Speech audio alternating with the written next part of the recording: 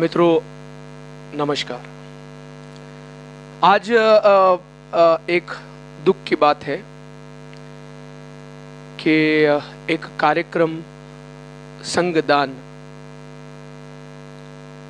का आयोजन महाराष्ट्र ब्राह्मण सभा की ओर से किया गया था। ये एक पहल थी जिसमें कि दो समाज, जिनमें समाज के कुछ ठेकेदारों की वजह से ही जो दूरियां पैदा हुई, उन दूरियों को कम करने का एक प्रामाणिक प्रयत्न मैंने किया।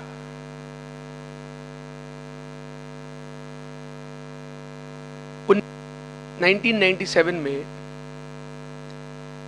मैंने अपना पहला विपश्यना का शिविर किया, और जिस दिन मैंने विपश्यना का शिविर किया उस दिन मैंने तय किया कि अब मैं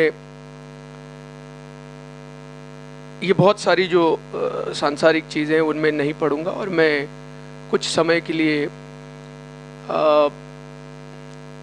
किसी विपासना के सेंटर पे जाकर रहूंगा और वहाँ पे सेवा दूंगा। और मैंने ऐसा किया भी।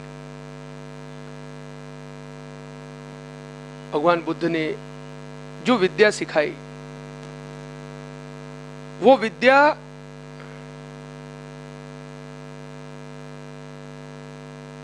हम उसे समझे। क्या कहना चाहते थे भगवान बुद्ध, किस मुक्ति की बात करते थे भगवान बुद्ध, क्या सिखाया भगवान बुद्ध ने, ये बिना समझे हम भगवान बुद्ध पर भी बहुत बार टिप्पणी कर देते हैं। और कुछ लोग जो भगवान बुद्ध को मानते हैं, उन्हें ये लगता है कि मैंने एमए इन पाली कर लिया या मैंने पीएचडी कर ली पाली भाषा में, तो मैं भगवान बुद्ध को समझने लग गया। भगवान बुद्ध की भाषा सीखना अच्छी बात है, लेकिन भगवान बुद्ध के विचारों को समझना, उसके लिए भले ही आपको पाली भाषा आती हो या नहीं आती हो,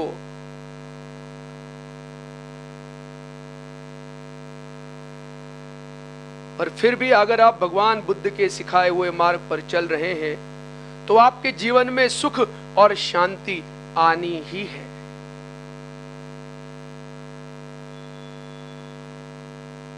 एक बूढ़ी औरत भगवान बुद्ध के पास आती है और कहती है कि भगवान, आपने तो 227 नियम इन भिक्षुओं के लिए बनाए हैं, मैं तो इन नियमों का पालन नहीं करूंगी, मुझे बड़े आसान से शब्दों में बताओ कि धर्म क्या होता है।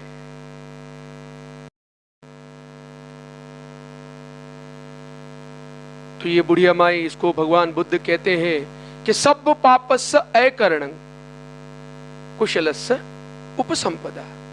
माने क्या कि सभी पाप कर्मों से बचो और कुशल कर्मों में लगो। बस इतना करना है, बस इतना करना है, और इतना भर कर लो तो भवतु सब मंगलम, भवतु सब मंगलम, भवतु सब मंगलम। बुढ़िया माई ने कहा, साधु साधु साधु। बहुत सारी किताबें आपको पढ़ने की जरूरत नहीं है। पाली भाषा आप सीखो या न सीखो, सीखो तो अच्छी बात, न सीखो लेकिन भगवान बुद्ध की जो विद्या है उसे समझ लो, तो एक साधे सब सधे, सब साधे सब खोए, ये बात है। कबीर जी एक जगह कहते हैं कि पोथी पड़ी पूरी जग मुआ, पंडित भया न कोई, और ढाई आखर प्रेम के पढ़े सो पंडित हुए। भगवान बुद्ध ने जब सारनाथ में धम्म चक्र पवत्तन सूत्र पंचवज्ञीय भिक्षुओं को सिखाया, सिखाने के बाद उनको कहा कि चरत भिक्खवे चारिकम बहुजन हिताय बहुजन सुखाय लोकानुकंपाय अनुकंपाय। हे भिक्षुओं, चारों दिशाओं में फैल जाओ। क्यों फैलो? लोकानुकंपाय, लोगों पर अनुकंपा करने के लिए। जो लोग दुखियारे हैं, जो लोग दुख में हैं, जाओ, जो मैंने तुम्हें सिखाया है ये विद्या उनको सिखाओ, ये विद्या उनको बांटो, और जो जो लोग दुख में हैं उस दुख से उन्हें बाहर निकालो। इस विद्या को सिखाओ, इस विद्या को बांटो, मुक्त हाथ से बांटो। और भिक्खु संघ का काम यही था।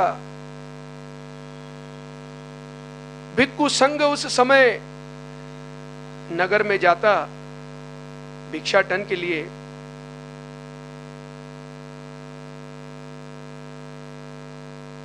जो भी थाली में परोसा जाए वो ग्रहण करता, और उस परिवार को भवतु सब्ब मंगलम का आशीर्वाद देके चला जाता। फिर लोग विहारों में जाते और भिक्खु संघ लोगों को, आए हुए लोगों को धर्म सिखाते। क्योंकि भगवान बुद्ध कहते थे कि सब दानम धम्म दानम जिनाति, सारे दानों में धर्म का दान सबसे बड़ा है। और कोई भिक्खु कभी भी धम्म दान देने से अपने आप को नहीं रोकता था।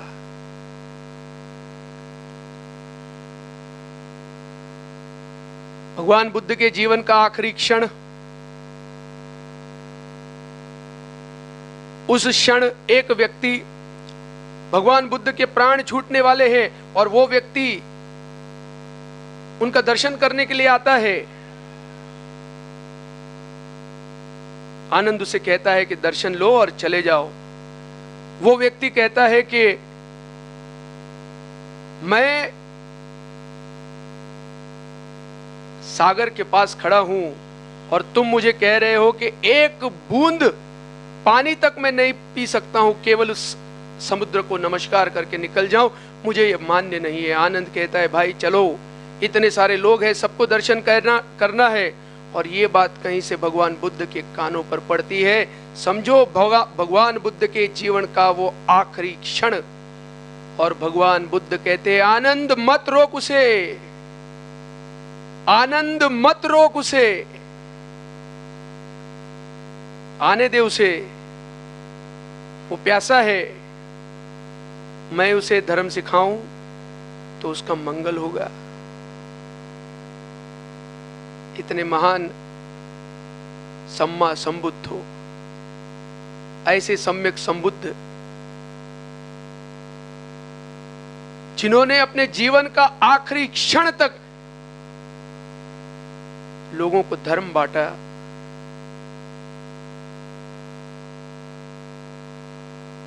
छब्बीस सौ साल पहले एक परंपरा, इतनी महान परंपरा कि जब भिक्षु संघ भिक्षाटन के लिए निकलता था और उस समय के गृहस्थ लोग बड़ा ताजा और बढ़िया पकवान, अन्न उनके लिए बनाते और उनको परोसते। मेरा यही सपना था कि लोगों को पता चले हमारे विचारों का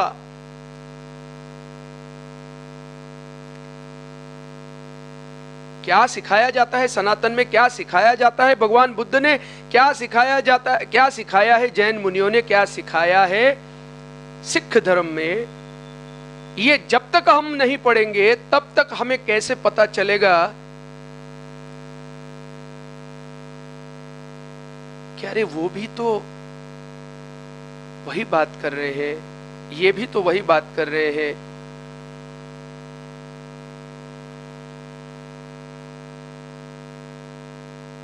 ना हमारे सीख में कई अंतर है।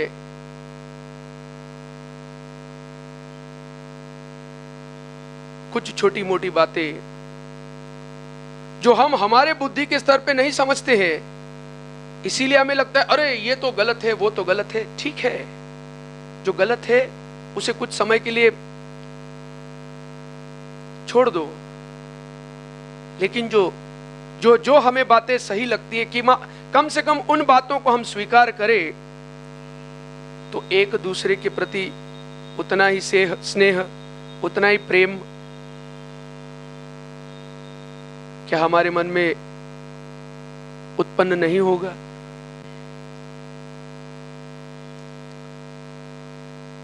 मेरे घर में, जहां मैं पहले रहता था यशवंत नगर में, वहां मैंने 2 संगमरमर की 2 मेरे पास फर्शियां थी। एक पे मैंने लिखा था यह भी बदल जाएगा, और दूसरे पे लिखा था फुट्टस्सलोक धम्मे ही चित्तं यस्सन कंपति अशोकम विरजम खेमम एतम मंगलम उत्तमम। क्या कहते हैं भगवान बुद्ध? 8 तरह के लोक धर्म है। क्या गलत कहते हैं? जीवन में सुख आएगा, दुख आएगा, जीवन में हार होगी, जीत होगी, यश होगा, अपयश होगा, निंदा होगी, प्रशंसा होगी। अरे ये सारी चीजें, ये 8 तरह के लोक धर्म है, ये तुम्हारे जीवन में रहते हुए आएंगे ही। लेकिन ये जीवन में आए और चित्तं यस्सन कंपति, जिसका चित्त कंपित नहीं होता है, एतम मंगलम उत्तमम, ये उत्तम मंगल है भाई, ये बड़ा उत्तम मंगल है। ऐसी चीजों से जिसका मन कंपित नहीं होता है, ये बड़ा उत्तम मंगल है। और आज वही हुआ। भले पाली मैंने कम सीखी हो, लेकिन भगवान बुद्ध को ज्यादा समझा हूं। तो भगवान बुद्ध के ये शब्द मेरे कानों में आए और मैंने तभी सोच लिया कि नहीं, कोई भी अच्छा काम आप करने जाओ तो जीवन में कठिनाई आएंगी, और कठिनाई जब आती है तो इसका मतलब ही ये होता है कि तुम सही राह पर चल रहे हो। क्या भगवान बुद्ध को कम कठिनाई आई? कितनी सारी कठिनाई आई। भगवान बुद्ध चलते गए अपने आर्य अष्टांगिक मार्ग पर। 5 नहीं, 8 नहीं, 227 शीलों का पालन करते हुए भगवान बुद्ध तथागत, जो तथता के सहारे सहारे, जो जीवन में सत्य के सहारे सहारे चलता है, गति प्राप्त करता है, उसे कहते हैं तथागत। तो इस मार्ग पर वो चलते गए, सत्य को स्वीकारते हुए चलते गए और मुक्ति प्राप्त कर ली, सम्मा संबुद्ध, सम्यक संबुद्ध बने।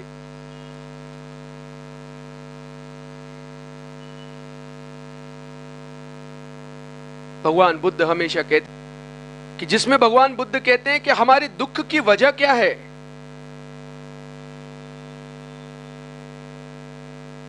इतने आसान आसान शब्दों में भगवान ने समझाया कि अविद्या पच्चया संखार, हमारे सारे दुखों की जड़ अविद्या, इग्नोरेंस है। अविद्या पच्चया संखार, संखार पच्चया विज्ञान, विज्ञान पच्चया नाम रूप पच्चया सलायतन, सलायतन पच्चया फस्स, फस्स पच्चया वेदना, वेदना पच्चया तन्हा, तन्हा पच्चया उपादान, उपादान पच्चया जाति, जाति पच्चया जरा मरणम, परिदेव दुख दोमनस्य उपायस्सा संभवन्ति एवमेतस्य दुख खंडस्य समुदयो होते। लेकिन भगवान बुद्ध ने कोई बात आधी अधूरी नहीं सिखाई। भगवान बुद्ध ने इसी के साथ, इससे कैसे दूर हो, हमारी अविद्या, हमारे जीवन में जो अंधकार है वो कैसे दूर हो? तो अविद्या दूर हो, अविद्या निरोधो संखार निरोधो, संखार निरोधो विज्ञान निरोधो। फिर सारी बातें एवमें तस् दुख खंदस निरुच्छन्ति। ये भगवान बुद्ध ने जो सिखाए उसमें से सबसे महत्वपूर्ण बात ये पटिच्च समुत्पाद। हमारे दुख का कारण क्या है? दुख है, ये भी भगवान बुद्ध ने कहा दुख है, इसमें कोई दो राय नहीं। दुख का कारण है, कारण का निवारण है और निवारण का मार्ग है, ये भगवान बुद्ध ने सिखाया।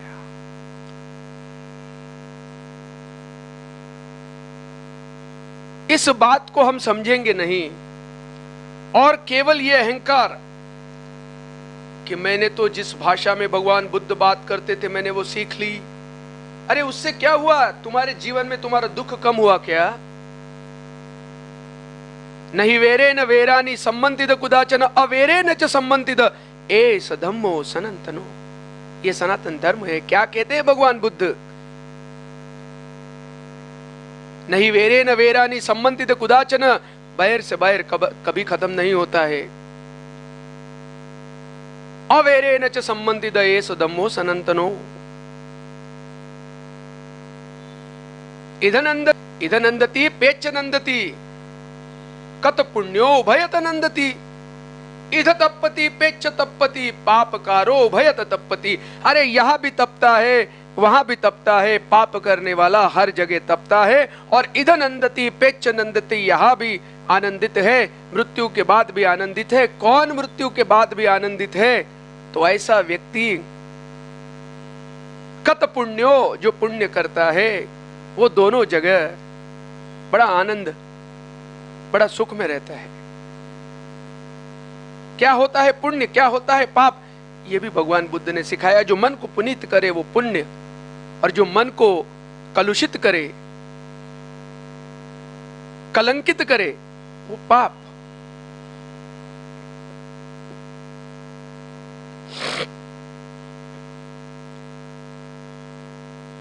इस अहंकार को तोड़ने की बात ही तो हमेशा जीवन भर भगवान बुद्ध करते रहे। कैसे तोड़ना, ये पटिच्च समुत्पाद में भगवान बुद्ध ने समझाया। और एक जगह भगवान बुद्ध कहते हैं क्या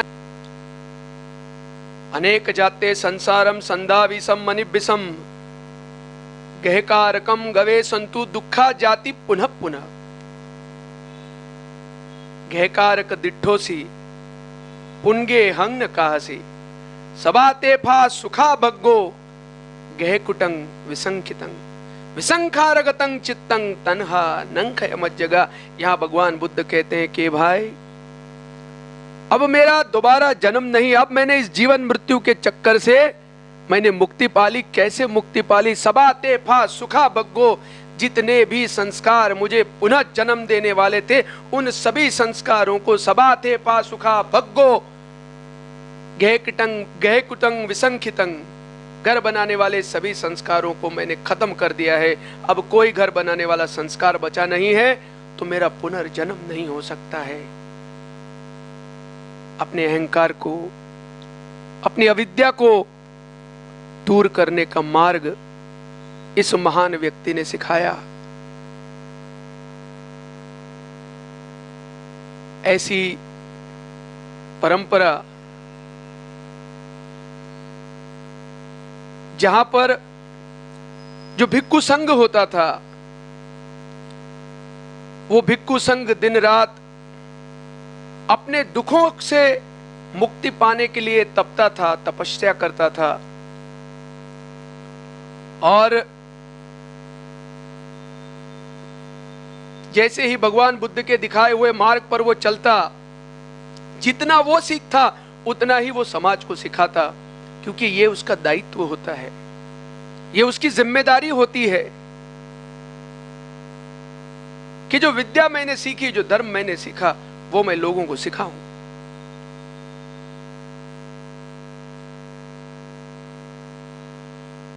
एक जगह एक भिक्खु भगवान से कहता है कि भगवान बनते,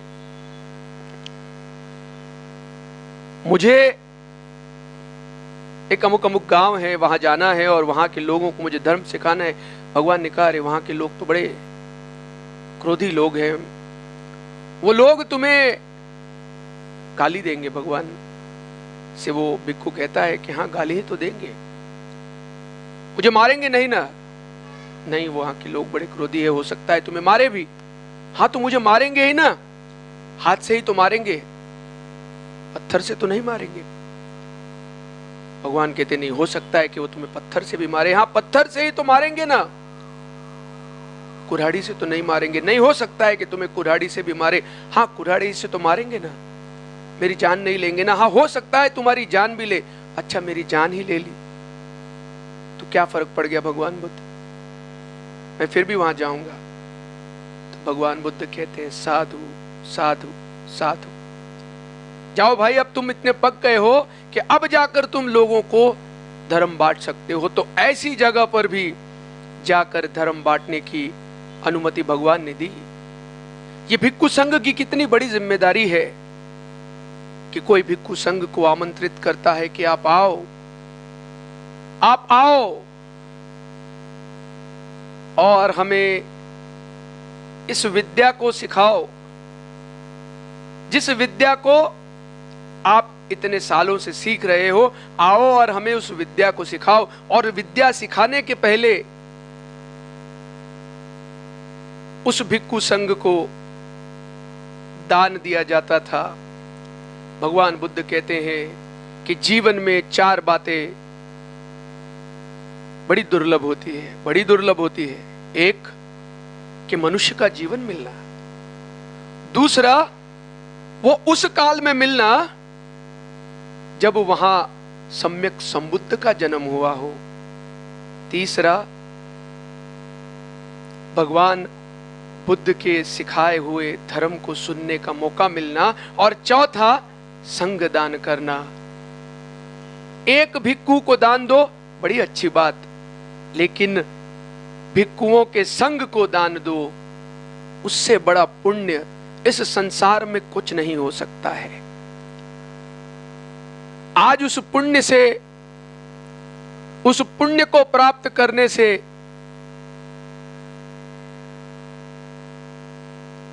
मैं नहीं कहूंगा कि किसी को वंचित रखा गया। कुछ समय के लिए यह उचित समय नहीं था, क्योंकि भगवान बुद्ध हमेशा निसर्ग के साथ रहे, निसर्ग में पले बढ़े, तो निसर्ग को भली भांति जानते थे और भली भांति निसर्ग को उन्होंने अपने उपदेशों से सिखाया। तो भाई, अभी हमने बीज बोया है, बड़े अच्छे चित्त से, चित्त की चेतना से। आज नहीं उसका फल आया, लेकिन आने वाले समय में उसका फल जरूर आएगा। भगवान बुद्ध के हिसाब से सबसे महत्वपूर्ण कोई बात अगर थी तो वो है चित्त की चेतना। एक डॉक्टर और एक डकैत। डॉक्टर ऑपरेशन थिएटर में किसी मरीज के पेट को अल्सर निकालने के लिए पेट में चाकू भोंकता है। उसी समय डकैत किसी से डकैती डालकर किसी से पैसे लूटने के लिए उसके पेट में चाकू भोंकता है। और कर्म धर्म सहयोग से ऐसा हुआ कि दोनों की मृत्यु हो जाती है। तो कोई भगवान बुद्ध से पूछता है कि भाई, दोनों को फल एक ही जैसा आएगा? भगवान बुद्ध कहते नहीं, ये चित्त की चेतना पर निर्भर करता है। मेरे चित्त की चेतना बड़ी निर्मल थी। मैं चाहता था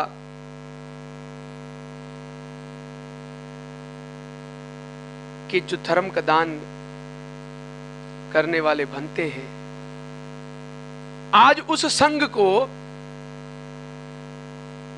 अच्छे से अच्छा जीवन, अच्छे से अच्छा खाना मैं परोसूं और वो पुण्य अर्जित करूं। मेरी पारमिताओं को एक एक बूंद करके अपने पारमिताओं के घड़ों को भरूं, पर मेरे कुछ कर्म अभी पूरी तरह से फलित नहीं हुए हैं, सही समय नहीं आया है। The fruit is yet to ripen. The right time has not come. इसीलिए I believe that this program got cancelled. So that is my karma. I agree. वो मेरे कर्म है, लेकिन जिन लोगों ने प्रयत्नपूर्वक इस कार्यक्रम को रद्द करने की कुचेष्टा की है, भाई हर व्यक्ति अपने कर्मों के फल को पाता ही है। कर्म का फल देर सवेर आता है, लेकिन आता है। और सच पूछो तो देर सवेर भी नहीं, समय पकने पर हर व्यक्ति के कर्म का फल आएगा। अच्छे कर्मों का फल अच्छा आता है, दुष्कर्म का फल दुष्कर्म होता है। लेकिन धर्मदान, संगदान करने से रोका गया। बाबा, कितना बड़ा दुष्कर्म। निसर्ग ये नहीं देखता है कि वो कौन सी जाति का व्यक्ति है, वो कौन से धर्म का व्यक्ति है जिसने पाप कर्म किया है। बाबा, तुमने पाप कर्म तो किया ना। और जो 4 दुर्लभ बातें थी, वो 4 दुर्लभ बातें कल बहुत सारे लोग थे जिन्हें ये मौका मिलता कि वो बुद्ध की सिखाए हुए धर्म को सुने, संघ को दान करे। उस मौके से आपने अनेकों लोगों को दूर रखा, वंचित रखा। यह भी कर्म फल है, इसका फल आएगा आपके जीवन में, इसका फल आएगा। मैं चाहूं या ना चाहूं, मैं तुम्हें क्षमा करूं या ना करूं, लेकिन इसका फल आएगा। कुदरत का कानून है और इससे बचा न कोई। सब गोयंका जी की सिखाई हुई बात है। मैले मन दुखिया रहे, निर्मल सुखिया होई। मैले मन हमेशा दुख और दुखी रहते हैं, और निर्मल मन हमेशा सुखी रहते हैं।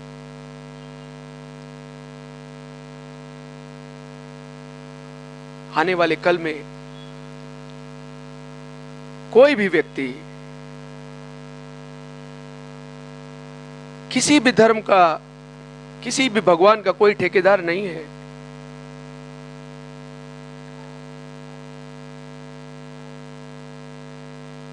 और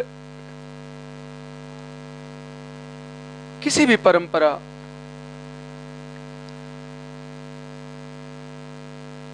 किसी भी धर्म को उसका आदर सम्मान करना, उसकी बातों को सीखना, उसकी बातों को समझना। धर्म का आदर सम्मान क्या होता है? तुम जाके भगवान बुद्ध के गले में हार पहना दो, तुम जाके राम के गले में हार पहना दो, तुम जाके वाहेगुरु के वहां पे फूल चढ़ा दो, तुम जाके महावीर के गले में हार चढ़ा दो। क्या उसको हम एक दूसरे के धर्म की आदर करना समझते हैं? नहीं भाई, ये आदर करना है ही नहीं, ये केवल दिखावा है। भगवान बुद्ध कहते हैं, धारण करे तो धर्म है, वरना कोरी बात। धारेति इति धम्मो।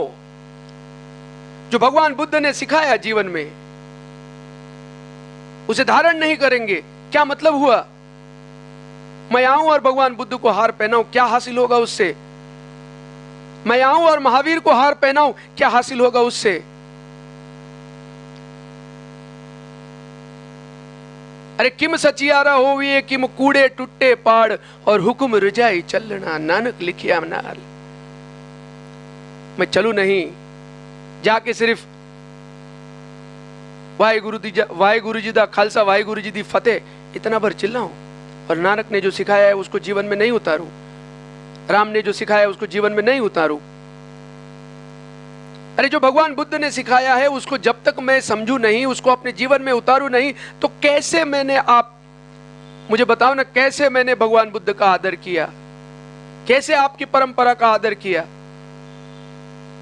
ये तो दिखावे की बात है ना।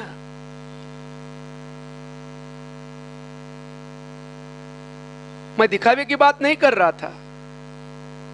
सही माने में आदर होना चाहिए, सही माने में सम्मान होना चाहिए, और वो धारण करने से ही होगा।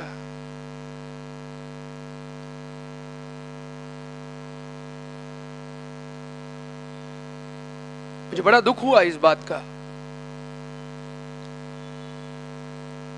लेकिन जैसे मैंने बताया कि अभी समय सही नहीं है, समय पका नहीं है, लेकिन जब समय पकेगा तो ये चीज आज नहीं तो कल ये होना है, ये होगा, ये होकर रहेगा। कोई अपने राजनीतिक स्वार्थ के लिए, कोई अपने व्यक्तिगत स्वार्थ के लिए इसे भले आज रोक दे, और वो ये समझ में, उसे ये समझने लगे कि अरे भाई देखो मैंने अपनी ताकत से रोक दिया, देखो मैं कितना बलशाली हूं। अरे नहीं बाबा नहीं, कुदरत का कानून है। देखा है तुमने, कोरोना जब आया तो अच्छे भलों की हालत क्या हो गई। तूफान आता है तो बड़े से बड़ा पेड़ भी उखाड़ कर ले जाता है। तुम और हम तो कोई है ही नहीं, कोई हस्ती है ही नहीं। बस ये समझ लो कि इस समय ये चीज, वो धरती अभी इतनी पकी नहीं है। बस इसीलिए निसर्ग ने इस पर रोक लगा दी। आने वाले समय में ये बीज जो मैंने डाला है, ये बीज अंकुरित भी होगा, इसको फल भी आएंगे और वो मीठे फल होंगे, क्योंकि मेरी चित्त की चेतना बिल्कुल साफ थी कि लोगों को धर्म मिले। फिर आखिरी बार यही कहता हूं कि अपनी मृत्यु की शैया पे लेटे हैं भगवान बुद्ध। एक व्यक्ति आता है, कहता है कि मुझे धर्म सीखना है। आनंद कहता है कि रुक जा भाई, भगवान के पास इतना समय नहीं है। लेकिन ये बात भगवान के कानों में पड़ती है और भगवान आनंद को कहते हैं, आनंद मत रोक, उसे आने दे। वो गंगा की तट पे आया है और प्यासा है, और मैं उसे एक बूंद पानी न दूं और कहूं कि नमस्कार करके निकल जाओ, तो क्या हासिल हुआ? ऐसे भगवान बुद्ध, इतनी करुणा, इतनी सद्भावना से भरा हुआ वो व्यक्ति, और आज उसके धर्म को समझने से, उसके धर्म को सुनने से रोक लगाने वाले धर्म के ठेकेदार, कितना गलत काम किया आपने, कितना गलत काम किया। फिर भी मैं यही कामना करता हूं कि आपका मंगल हो, आपका कल्याण हो, आपका भला हो, और भगवान बुद्ध के दिखाए हुए रास्ते पर आप भी चलो, अपने हित के लिए, औरों के हित के लिए, इस मनुष्य जाति के हित के लिए। सारे प्राणी सुखी हो, सारे प्राणियों का मंगल, सारे प्राणियों का कल्याण, कल्याण, भवतु सब मंगलम, भवतु सब मंगलम, भवतु सब मंगलम। साधु साधु साधु।